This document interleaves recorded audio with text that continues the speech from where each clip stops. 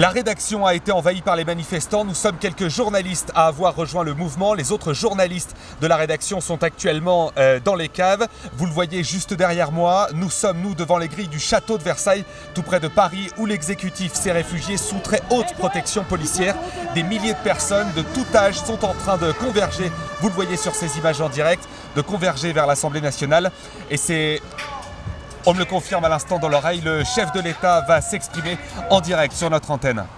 La Constitution permet au président de la République de prendre la parole devant le Parlement réuni à cet effet en Congrès. Il est des heures qui, de cette possibilité, font une nécessité. Les heures que nous vivons sont de celles-là. Nous avons fait fausse route.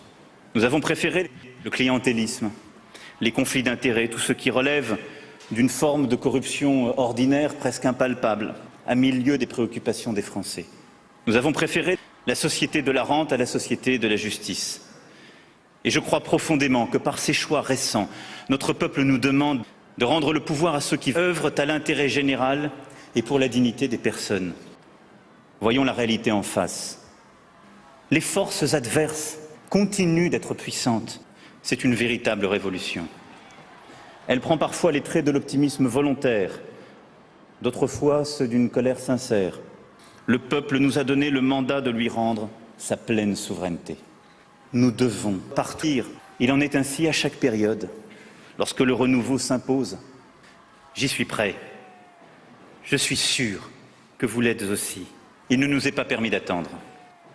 Les forces de la Révolution sont extrêmement puissantes. Pardon, Monsieur le Premier ministre, de vous annoncer aujourd'hui devant le Congrès cette mauvaise nouvelle. Ce qui nous est demandé par le peuple, c'est de renoncer, vous et moi. Vous venez de l'entendre, le président a donc décidé d'abandonner le pouvoir, et ce sous la pression populaire.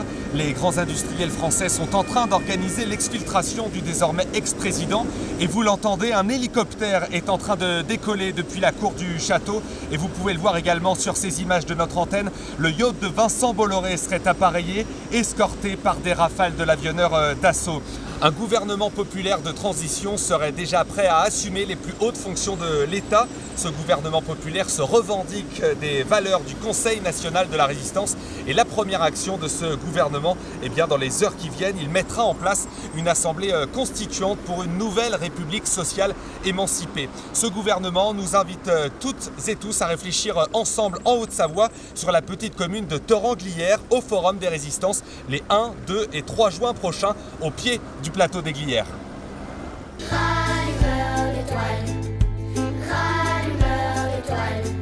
ici au notre idéal.